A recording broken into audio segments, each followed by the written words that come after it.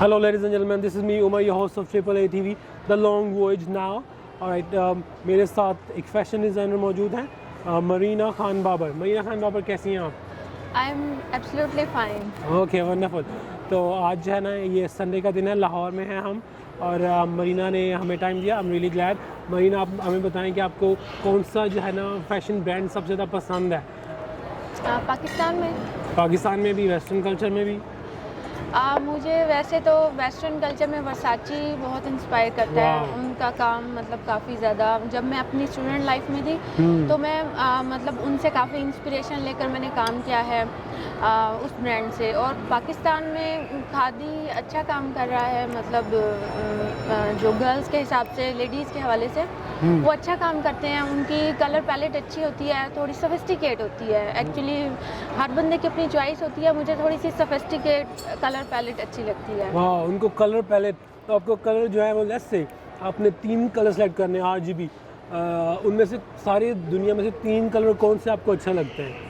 मुझे कलर तो वैसे हर बंदे की अपनी एक चॉइस होती है और मूड के हिसाब से भी डिपेंड करता है. अगर आप किसी ट्रेडिशनल मतलब गैदरिंग में जा रहे हैं तो आप उसके हिसाब से अपनी कलर पैलेट चूज़ करते हैं. और अगर आप कोई ऐसी मतलब है, जैसे अगर आप किसी गेट टुगेदर में जा रहे हैं तो उसके हिसाब से आपकी कलर पैलेट थोड़ी डिफरेंट होती है. तो वैसे अगर पर्सनली तो जैसे गर्लिश टाइप होता है लोगों का, पिंक कलर हो गया, पर्पल कलर हो गया, या फिर कभी कभार black colour I like to wear. हाँ जी, मुझे जो है ना पर्पल और ब्लैक का कम्बिनेशन अच्छा लगेगा. बहुत अच्छी 2 कलर उन्होंने सेलेक्ट किए हैं. बॉयज़ के लिए भी, गर्ल्स के लिए भी. ये ऐसे 2 कलर हैं जो बहुत ज़्यादा अच्छे होते हैं. ब्लैक कलर तो ऐसे ही है कि बॉयज़ भी पहन सकते हैं, गर्ल्स भी पहन सकते हैं. हर मतलब है जेंडर के हिसाब से ये कलर बहुत अच्छे से मतलब आपके साथ. तो आज जो है ना आपने इनका एक ड्रेस परचेज़ करना है जिसमें ब्लैक और पर्पल कलर के ना कम्बिनेशन होंगे. अच्छा, मुझे बताएं, फैशन तो हो गया, कलर्स भी हो गए, म्यूज़िक का कितना रोल होता है फैशन में और फैशन डिज़ाइनर या टेक्सटाइल डिज़ाइनर के लाइफ में? Fashion and music. अब म्यूज़िक का role as a fashion designing में तो नहीं है, लेकिन आप इंस्पिरेशन ले सकते हैं किसी भी चीज़ से. अब फैशन डिज़ाइनिंग एक्चुअली एक ऐसी चीज़ है जब आप फैशन के हिसाब से आप कुछ क्रिएट कर रहे होते हैं, कुछ बना रहे होते हैं, तो आप किसी भी चीज़ से इंस्पिरेशन ले सकते हैं. वो जस्ट जैसे कि अब ये एक बॉटल पड़ी हुई है, आप इससे भी इंस्पिरेशन लेके एक ड्रेस बना सकते हैं. तो आप अगर किसी म्यूज़िक से इंस्पायर हैं तो आप उस म्यूज़िक से भी एक कट लाइन बना सकते हैं, एक खूबसूरत सा ड्रेस बना सकते हैं. पूरा एक मतलब आप कलेक्शन बना सकते हैं. Music each and everything fashion को इंस्पायर करता है और एक डिज़ाइनर जो है वो इन चीज़ों से इंस्पायर होता है. एग्जैक्टली. तो म्यूज़िक जो है वो फैशन म्यूज़िक को कम्प्लीमेंट करता है. और बहुत ज़्यादा एड्स, अगर म्यूज़िक अच्छा होगा ऐड में तो वो आपका जो है ना ब्रांड भी सक्सेसफुल हो सकता है. बिल्कुल बिल्कुल. जो रैम वॉक होती है उसके पीछे अगर आप अच्छा सा म्यूज़िक लगा दें तो वो वाक खुद ब खुद एक इन्हेंस हो जाती है. हाँ जी. और अगर म्यूज़िक आम सा हो, पिक्चराइजेशन अच्छी हो, फैशन अच्छा हो, क्लोथ्स अच्छे हो, तो भी वो म्यूज़िक वीडियो हिट हो सकती है. So they both complement each other. Wonderful. Okay Marina, हमें ये बताएं कि आपकी अर्ली लाइफ कहाँ से, आप कहाँ से हैं और अपने अर्ली एजुकेशन, मैट्रिकुलेशन या FSC कहाँ से की? ओके, बेसिकली मैं मुल्तान से बिलोंग करती हूँ और मतलब मेरा ब्रॉडअप मुल्तान का ही है. और मैंने मैट्रिकुलेशन भी मुल्तान से की, वहाँ एक प्राइवेट स्कूल से की. और उसके बाद मैंने एंटर जो है वो गवर्नमेंट कॉलेज मुल्तान से किया था फॉर वुमेंस. और उसके बाद मैंने एंटर किया था फ़िज़िक्स, केमिस्ट्री और मैथ्स के साथ. फिर मुझे फ़ैशन डिज़ाइनिंग का बहुत शौक़ था, शुरू से ही शौक़ था. लेकिन जैसे हमारा जो मतलब एक सोसाइटी है, यहाँ पे इंजीनियर, डॉक्टर बनने को ज़्यादा प्रेफर किया जाता है, तो मुझे फ़ैशन डिज़ाइनिंग करने के लिए काफ़ी स्ट्रगल करनी पड़ी. और मतलब यहाँ तक आज अगर मैं इस जगह पर बैठी, उस चेयर पर बैठी इंटरव्यू दे लूँ तो ये बहुत स्ट्रगलफुल मैंने टाइम गुजारा है. और मैं लाहौर आने के लिए, मैं एक्चुअली मैं पठान फैमिली से बिलोंग करती हूँ, तो हमारी फैमिलीज़ में लड़कियों को ऐसे आउट ऑफ सिटी नहीं भेजा जाता. तो it's very struggleful time period. तो फिर बहरहाल मैं लाहौर आई फाइनली, और मैंने यहाँ से एक प्राइवेट कॉलेज से फ़ैशन डिज़ाइनिंग का में बैचलर्स किया. और उसके बाद मैंने इंटर्नशिप की एक क्लोथिंग ब्रांड में, और उसी ही ब्रांड से मुझे जॉब की ऑफ़र हो गई. और करंट स्टिल अब मैं एक ब्रांड में जॉब कर रही हूँ as a fashion designer. Okay, wonderful. Ladies and gentleman, मेरे चैनल पे आने के लिए ज़्यादा परमिशंस नहीं चाहिए और मोस्ट प्रॉब्ली आपके पेरेंट्स परमिशन दे देंगे. So if you want to come on my channel, no problem whatsoever. अब तो परमिशन के साथ ही Exactly. Yes, so especially, even if you're studying, if you're a doctor, engineer or politician or whoever you are, singer or celebrity, you can come on my channel because my channel will stay professional forever. Okay, तो अच्छा मुझे बताएं आपको singer कौन सा पसंद है, पाकिस्तानी, उसके बाद इंडियन, उसके बाद अमेरिकन या कोई भी, स्पेनिश, रिकी मार्टिन? मुझे पाकिस्तान में मैं एक्चुअली म्यूज़िक सुनती इस तरह से हूँ कि जो भी सॉन्ग मुझे अच्छा लग जाए, मतलब ऐसा नहीं है कि एक सिंगर है उसका सॉन्ग आया है तो मैंने बस उस सॉन्ग पे मर मिटना है कि यही सॉन्ग अच्छा है क्योंकि उस सिंगर का है। आपको म्यूज़िक इंस्पायर करता है एक्चुअली, अगर वो कोई भी सिंगर वो सॉन्ग मतलब सिंग कर सकता है तो वैसे जैसे कि यहाँ पे है आतिफ असलम को लोग सुनते हैं, उसके कंपोजिशन सॉन्ग की अच्छी होती है। जब आप इतनी बड़ी जगह पे पहुँच जाते हैं तो आपको कंपोज़र वगैरह ईच एंड एवरीथिंग अच्छी मिल जाती है तो आपका काम अच्छा होता ही है, उसमें कोई बड़ी बात नहीं होती। वो एक अच्छा सिंगर है। और ये कि पाकिस्तान में नए सिंगर्स क्यों नहीं अच्छे आ रहे? मुझे लग रहा है नहीं मिलता, आई थिंक सो पिछले 5 सालों में अच्छे सिंगर्स नहीं आ रहे। 98, 2000, 2005 तक बहुत कंपटीशन था, बैंड्स का कंपटीशन होता था लाहौर में, वो सारा कुछ ख़त्म हो गया है। नो आई सो अपना जो है ना वो अगर आप 18 to 25 हैं you can become a singer. It's a really Prestige thing in Pakistan. You know जो भी सिंगर बनता है उससे बहुत पैसे भी मिलते हैं और बहुत नाम भी मिलता है, शोहरत भी मिलती है। तो पाकिस्तान में जो सिंगर लड़का बन जाता है वो फॉरएवर सक्सेसफुल रहता है। मेरा अपना जो फेवरेट है आतिफ असलम था, 10 गाने ओके, हाँ कुछ। अब मुझे Ali Zafar, I am a big fan of Ali Zafar. Is in वो फॉरएवर यंग टाइप लड़का है और अपना ख्याल रखता है, वो हर चीज़ में इन है, वो एक आर्टिस्ट भी है। तो ये अच्छा मुझे बताएं आपने ग्रेजुएशन कहाँ से की है और उसमें क्या कोर्सेज थे आपके? अब मैंने एक प्राइवेट कॉलेज से फैशन डिज़ाइनिंग में बैचलर्स किया। अब जो फैशन डिज़ाइनिंग है उसमें आपके मुख्तलिफ तरह के कोर्सेज होते हैं। आपको मतलब एक डिज़ाइनर बनने के लिए बहुत सी फील्ड में परफेक्शन हासिल करनी पड़ती है, जैसे कि आप टेक्सटाइल आपको पढ़ाया जाता है, आपको फैशन पढ़ाया जाता है, आपको पैटर्न ड्राफ्टिंग सिखाई जाती है और इसके अलावा आपको ड्रेप सिखाया जाता है और आपको स्टिचिंग सिखाई जाती है। ये सब मुख्तलिफ तरह के कोर्सेज बनाए जाते हैं। मर्चेंडाइजिंग पढ़ाई जाती है, ईच एंड एवरीथिंग आपको पढ़ाते हैं। फिर बाद में आपको कंप्यूटर के कोर्सेज कराते हैं जो फ़ोटोशॉप के हो गए। इस तरह से मुख्तलिफ मतलब कोर्सेज इकट्ठे करके फैशन डिज़ाइनिंग मेरी एक कंप्लेन है थोड़ी सी, nothing against, nothing to offend anyone, but आजकल के जो फ्रीलांसर्स हैं वो डिले भी कर रहे हैं, वो टाइम पे काम भी नहीं करते और वो कहते हैं अभी पैसे मिल जाए 1 सेकंड में।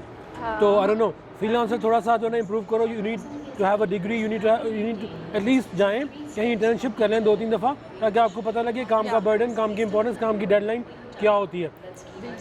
ये तो बातें हो गई सारी कि कितने स्टेप से गुजर के एक बंदा फैशन डिज़ाइनर बनता है। जब मार्केट में आता है तो क्या होता है? मार्केट में आकर आपको बहुत ज़्यादा कंपटीशन फेस करना पड़ता है, बहुत ज़्यादा आपको स्ट्रगल करनी पड़ती है। एक्चुअली जब हम फैशन डिज़ाइनिंग स्टार्ट करते हैं, हम फैशन डिज़ाइनिंग की फील्ड में जब जाते हैं तो वहाँ पे जो हमें पढ़ाया जाता है वो जस्ट बिल्कुल फॉरनर कोर्सेज हैं जो हमें पढ़ाए जाते हैं, उनकी कट लाइन पढ़ाई जाती हैं, ड्रेप वगैरह ईच एंड एवरीथिंग आपको जो फॉरनर्स ने जो कोर्स आउटलाइंस बना रखी हैं आपको वो पढ़ाया जाता है।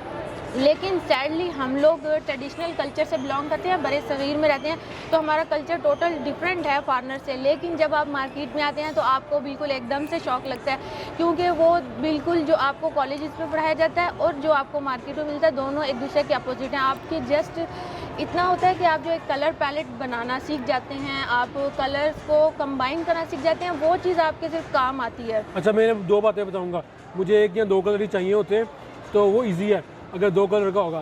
लेकिन मुझे लड़कियों में भी शायद 1 या 2 कलर अच्छे लगते हैं, तीसरा चौथा कलर शायद आई डोंट नो। और ये सो और दूसरी बात, आपने फैशन डिज़ाइनिंग की, उसके बाद फील्ड में आने के लिए पढ़ा कुछ और, पढ़ा विलायती काम देसी, लेकिन इंजीनियरिंग में सारा कुछ एक जैसा है। शायद ज़ुबान का फ़र्क पड़े थोड़ा सा या आबो हवा का फ़र्क पड़े, वो भी कोई मसला नहीं है। और डॉक्टर बनोगे तो डॉक्टर में भी इंसान एक ही है, इक्विपमेंट शायद अच्छा मिले ना मिले, हाइजेनिक जो एनवायरनमेंट है वो ना मिले, जैसा भी मिले। तो फैशन डिज़ाइनर मुश्किल कैरियर है। लेकिन आप मुझे ये बताएं, कोई 5 साल 3 साल एफर्ट करने के बाद जिस तरह डॉक्टर हाउस जॉब करता है, थोड़ा सा आपको समझ में आ गया, थोड़ा सा आपने काम शुरू कर लिया, थोड़ा सा सक्सेसफुल हो गए, तो पाकिस्तान जैसे कंट्री में, आबादी में फैशन डिज़ाइनर कितना सक्सेसफुल, कैसे क्या लिमिट्स हैं? मुझे लगता है कोई लिमिट्स ही नहीं है, बहुत ज़्यादा। आप बताएं। एक्चुअली जो फैशन डिज़ाइनिंग है इसमें ये फील्ड एक ना क्रिएटिविटी से बिलोंग करती है। आपकी जो माइंड की क्रिएटिविटी है, कोई भी डिज़ाइनर क्रिएटिविटी के बिना हो नहीं सकता और यहाँ पे वही सबसे ज़्यादा सक्सेसफुल है जो क्रिएटिव है। अगर आप क्रिएटिव हैं तो आप फैशन डिज़ाइनिंग में बहुत सक्सेसफुल हैं, लेकिन सैडली यहाँ पर क्रिएटिविटी आपको इस फील्ड में देखने को मिलती नहीं है। अमूमन होता ऐसे है कि जो आप डिज़ाइन बना रहे हैं उसके लिए आप मोटिव्स वगैरह इधर उधर से, अगर एम्ब्रॉयडरी की तरफ जा रहे हैं तो आप नेट से ले लिया, उनको थोड़ा बहुत फ़ोटोशॉप में आप ट्रीट कर लेते हैं। और मतलब एक्चुअली वैसे तो सारी दुनिया में कुछ ऐसा ही कॉन्सेप्ट चलता है, लेकिन पाकिस्तान में ये चीज़ कुछ ज़्यादा है। तो आपको यहाँ पर मतलब इस तरह से होना चाहिए कि आपको पता हो कि आपने किस तरह से मूव करना है, किस तरह से आपने एक ब्रांड में जॉब लेनी है। अब स्टार्ट में अगर आपको अच्छे ब्रांड में इंटर्नशिप मिल जाती है तो आपका फ्यूचर बहुत ब्राइट है, लेकिन अगर आपको नहीं मिलती तो फिर आपको बहुत ज़्यादा मतलब वही ना, आपका थोड़ा सा एफर्ट करके मैं ये सोच रहा हूँ कि fashion designers with in limits में रूल डिफाइन कर लें कि हमने पाकिस्तानी कल्चर को अडॉप्ट करना है जल्दी से पाकिस्तानी कल्चर अच्छा, एक बात है कि जैसे अगर आप इंटरनेशनली तौर पर अगर आप ड्रेसिंग का वे देखें तो आपको 2 कलर सिलेक्ट करते हैं, मैक्सिमम आप 3 कलर के साथ आप ड्रेसिंग कर सकते हैं। लेकिन पाकिस्तान में आप यहाँ पे चेंज और डिफरेंस देखें, जो अब इवन जो बड़े बड़े ब्रांड्स हैं उनके जो मतलब आ रहे हैं ड्रेसेस वगैरह, आप देखें एक ड्रेस के अंदर 20-20 कलर्स होते हैं, एम्ब्रॉयडरी की शक्ल में, बेस की शक्ल में, इतने कलर इकट्ठे कर दिए जाते हैं। मैं वैसे इस चीज़ को इतना लाइक नहीं करती, लेकिन लोग लाइक करते हैं, पहनते हैं, तो इसलिए वो लोग बनाते हैं। तो मतलब इतना डिफरेंस है हमारी फॉरेनर्स और जो ईस्टर्न ड्रेसिंग है उसमें। हाँ, मेरा ये था कि मैं सोच रहा हूँ कि फ़ैशन डिज़ाइनर थोड़ी सी एफर्ट करेगा ना, कि फ़ैशन डिज़ाइनर कम है पाकिस्तान में, अब शायद ज़्यादा हो रहे हैं, बहुत ज़्यादा। हाँ, पहले 10 साल पहले कम थे। इसमें इतना स्कोप है, अगर पैसे कमाने हैं ना तो एक फैशन डिज़ाइनर अगर 5 साल एफर्ट करता है, I am sure he can make lots of money, और इंजीनियर डॉक्टर से डबल ट्रिपल मनी कमा सकता है। तो आपका है कि आपने कितनी एफर्ट की। आपको पता है कि इंजीनियर जो होता है या डॉक्टर होता है वो कितनी ज़्यादा स्ट्रगल करने के बाद, पढ़ने के बाद सोता नहीं है, रात को जागता रहता है, उसके काम के दौरान भी मुसलसल पढ़ रहा होता है दोनों, स्पेशली इंजीनियर्स जो हैं। तो अगर फैशन डिज़ाइनर भी उसी लेवल की एफर्ट करेगा तो वो उससे 10 गुना आगे पहुंच सकता है। और ये तो सिर्फ पढ़ाई की बात है। लेकिन मैं आपकी यहाँ पे बात सॉरी इंटरप्ट कर रही हूँ कि अगर इंजीनियर और डॉक्टर बनने के लिए मेहनत करनी पड़ती है तो फैशन डिज़ाइनर बनने के लिए भी मेहनत करनी पड़ती है। ये जो हमारी सोसाइटी में एक मतलब एक कॉन्सेप्ट बना हुआ है कि आप फैशन डिज़ाइनिंग जो है बड़ा एक खेलती हुई फील्ड है, इसमें बड़े आराम से आप चले जाते हैं और बड़ा आप पैसा अर्न कर सकते हैं, ऐसा कुछ भी नहीं है। यहाँ पे आपको क्रिएटिव, अगर आप मतलब बाय नेचर क्रिएटिव हैं, आपके पास गॉड गिफ्ट है तो बहुत अच्छी बात है, लेकिन अगर आप बाय नेचर बाय बर्थ आप क्रिएटिव नहीं है तो आपको क्रिएटिविटी की जो अपने अंदर स्किल है उसे इन्हेंस करने के लिए आपको बहुत मेहनत करनी पड़ती है और इतना काम होता है, यू कांट इमेजिन। इस बारे में मैं बात करता हूँ, सॉरी मैंने बात काटी। इंजीनियरिंग करके ये करके वहाँ पे रह के इधर उधर जाके अब मैं जो हूँ ना आर्ट में बहुत ज़्यादा इंटरेस्टेड हूँ। और मैं मेरा ख्याल है 4था या 5वां फैशन डिज़ाइनर या टेक्सटाइल डिज़ाइनर मेरे चैनल पे आया है, तो मुझे बहुत अच्छा लग रहा है आर्ट इस लेवल पे आके। हाँ जी, आप एक बात मैं सिर्फ यहाँ पे कहना चाहूँगी कि जो डॉक्टर बनते हैं और जो इंजीनियर्स बनते हैं उन्होंने एक कोर्स आउटलाइन उनको मिल जाती है, उन्होंने जस्ट उसको याद करना होता है। हमारे मुल्क का कुछ ऐसा ही सिस्टम है, आप जितना अच्छा मेमोराइज कर सकते हो आप उतना आगे जा सकते हो इस फील्ड में। लेकिन जो फैशन डिज़ाइनिंग है यहाँ आपके लिए याद करने के लिए कुछ भी नहीं होता, जस्ट आपकी क्रिएटिविटी होती है। आपको जैसे बता दिया जाता है कि आपने फॉर एग्जाम्पल आप कट लाइन बना रहे हैं, आपको बता दिया जाएगा कि ये आपके पास बॉटल पड़ी है, थोड़ा बहुत टीचर समझा देगा, ये बॉटल पड़ी है, इस बॉटल से इंस्पायर होकर हमें 10 ड्रेस बना कर दें। कट लाइन मतलब स्केचेस होते हैं, तो ये आपके पास पढ़ा हुआ थोड़ी है, ये अब उस बंदे की जो जहन की जो सलाहियत है वो इसमें आगे चला जाएगा जिसके पास क्रिएटिविटी है। और जिसके पास क्रिएटिविटी नहीं है, जो क्रिएटिव नहीं है, वो इधर से कोई अच्छी कट लाइन नहीं है। ओके, जॉब में जैसे जॉब में इंजीनियरिंग की जॉब है तो ज़्यादा फेयर होगा, इजी होगा शार्प लड़के के लिए, हार्ड वर्किंग लड़के के लिए सामने आना। अगर 10 टेक्सटाइल डिज़ाइनर फैशन डिज़ाइनर्स बैठे हैं और फैशन इंडस्ट्री में एक बड़ी कंपनी है, उसमें कंपटीशन किसी और ही टाइप का है, उसमें जो बॉस का है ना likings, personal emotions, personal feelings वो ज़्यादा सामने आएंगी। तो फैशन डिज़ाइनर की कंपटीशन थोड़ा सा 40-60, 60-40 हो सकता है। इंजीनियरिंग में 49-50 रहता है, बस 49-50-51। ये मैं कहूँगा कि इंजीनियर्स की लाइफ थोड़ी सी इजी होती है कभी। बिल्कुल। अगर उन्होंने मेहनत से पढ़ा है ना तो वो बहुत आगे जाएंगे, ये बात इसमें कोई दूसरा ऑप्शन ही नहीं है। लेकिन अगर आप फैशन डिज़ाइनर बनते हैं, आपने बहुत मेहनत भी की है, लेकिन अगर आपके पास रेफरेंस नहीं है तो आपको अच्छे ब्रांड में जॉब ही नहीं मिलती। ओके, मुझे ये बताएं कि आपने पहली जॉब कैसे ली, कहाँ पे ली, दूसरी जॉब कहाँ पे ली, कैसे ली? अच्छा, जो पहली जॉब है, पहले जब मैंने अपनी डिग्री एंड की तो उसके फ़ौरन बाद मैंने एक फ़ैशन कॉलेज में 3 मंथ के लिए, अभी मैंने थीसिस में करी थी, 3 मंथ के लिए मैंने वहाँ पे लेक्चरशिप की। तो मैं चाहती थी कि मेरा जो सारा नॉलेज है वो रिवाइज़ हो जाएगा, उसके बाद मैं मार्केट में जाऊँगी। तो मतलब फिर जैसे मुख्तलिफ जगहों पर CV वगैरह ड्रॉप किए, तो 1-2 जगहों से आपको इंटरव्यू कॉल आई इंटर्नशिप के लिए। इंटर्नशिप भी आपको इंटरव्यू के बाद ही मिलती है। तो मुझे मतलब एक जगह पर किसी ना किसी तरह करके इंटर्नशिप मिल गई। फिर मैंने वहाँ पे 2 मंथ इंटर्नशिप की, उसके दौरान में वो कोरोना का सेशन भी स्टार्ट हो गया। तो मतलब फिर उसके बाद सब ख़त्म हो गया। तो फिर जब आफ्टर 2 मंथ फिर उनको दोबारा से जब ज़रूरत पड़ी, क्योंकि हुआ इस तरह के जो हाईली पेड डिज़ाइनर थे उनको उन्होंने फ्री कर दिया। अब चूँकि मैं इंटर्नशिप कर रही थी, मैं इंटर्नशिप से आई थी तो मैं थोड़ी पे में भी काम कर सकती थी। तो उन्होंने मुझे ऑफ़र किया कि हम आपको इतनी पे देंगे, अगर आप यहाँ काम कर सकती हैं तो बता दें। मैंने कहा ठीक है, अगर आप ना भी पे दें मैं तब भी काम कर लूँगी, क्योंकि जो सीखने वाला इंसान होता है उसको सिर्फ काम सीखना होता है, पैसा इतनी वर्थ नहीं रखता। अगर आपको काम नहीं आता, अगर काम आ जाए फिर तो आपको कभी भी पैसा ज़िंदगी में मिल जाता है। तो बहरहाल फिर इस तरह से मुझे जॉब मिल गई और अब मैं स्टिल उसी ही ब्रांड में as a fashion designer job कर रही हूँ, वंडरफुल। अल्हम्दुलिल्लाह। तो आप मुझे ये बताएं कि आपके आने वाले दिनों में क्या प्लान्स हैं। उससे पहले एक छोटी सी बात, हम यहाँ पे taste of tradition barbecue tonight में बैठे हुए हैं और मैंने यहाँ पे बीफ का कोई कबाब ऑर्डर किया, मुझे बहुत अच्छा लगा, मज़ा आया, साथ सैलेड। तो डू कम हेयर एम्पोरियम में, टेस्ट ऑफ ट्रेडिशन। ये मैं इनका स्पॉन्सरशिप नहीं हूँ, उन्होंने मुझे कुछ नहीं दिया। I am just telling you कि माई फूड इज़ डिलीशियस। और मेरा जो ब्रांड आ रहा है the long voyage luxury fashion clothing, उसको भी जाके देखें, you will like that. But the problem is not everyone can buy my brand. अच्छा, आप मुझे बताएं कि आपके फ्यूचर गोल्स क्या हैं? सही, पहले बताने 3 years, फिर बताने 10 years। सही। मेरे फ्यूचर गोल्स अभी जो 3 इयर्स तक हैं वो तो मैं किसी ब्रांड में ही जॉब करना चाहती हूँ एज ए डिज़ाइनर, ताकि मैं मार्केट का नॉलेज लूँ, जो कि मैंने आपको पहले भी बताई थी ये बात। मैंने आपको पहले भी बताया था कि जब तक आपके पास, जब आप कॉलेज से आते हैं तो आपके लिए मार्केट बिल्कुल चेंज है। तो आपको मार्केट के हिसाब से काम करने के लिए पहले आपको मार्केट में एक्सपीरियंस लेना पड़ता है। तो 2-3 साल तक मैंने इंशाल्लाह एक्सपीरियंस लेना है किसी अच्छे ब्रांड पे और मज़ीद अच्छे ब्रांड पे जॉब करके। जब आपको अच्छे से एक्सपीरियंस हो जाता है, फिर मेरा प्लान है अगले नेक्स्ट 10 ईयर में कि मैं इंशाल्लाह अपना कोई ब्रांड बनाऊँगी, क्लोथिंग ब्रांड बनाने का इंशाल्लाह मेरा प्लान है। और इंशाल्लाह अल्लाह ने चाहा तो I will success in my. Okay, तो वो क्लोथिंग ब्रांड कौन सा होगा, क्या होगा? मैं फ़ीमेल के हिसाब से बनाऊंगी, मतलब जो, और उसमें मतलब जो मेरी एक थिंकिंग है, मैं यहाँ पे जैसे ट्रेडिशनल ड्रेसेस होते हैं ब्राइडल कैटगोरी वर्क में फ़िलहाल जाने का मेरा प्लान नहीं है।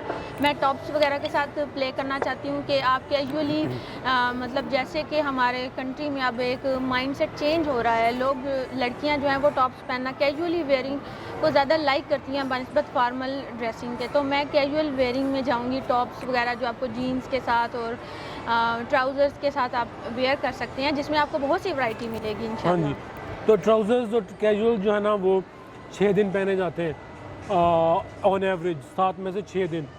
जो आपके दूसरे ड्रेसेस होंगे फॉर्मल एक्सपेंसिव इवेंट्स के ड्रेसेस, वो ऑन एवरेज जो है ना 7वें दिन ही बारी आएगी उस तरह के कपड़ों की, या उनका सीज़न आएगा तो फिर आएगा। उसके लिए आपको पेशेंस और आपको जो है ना ज़्यादा सेल करनी पड़ेगी, बड़े लेवल पे मार्जिन रखना पड़ेगा। लेकिन जो आपके कैजुअल क्लोथिंग हैं, टॉप्स हैं, जीन्स हैं, इजी क्लोथ ट्राउज़र्स हैं और डिफरेंट किस्म की शर्ट्स हैं, कुर्ते हैं, उसमें आप इजीली इन हो सकते हो, इजीली सक्सेसफुल भी हो सकते हो।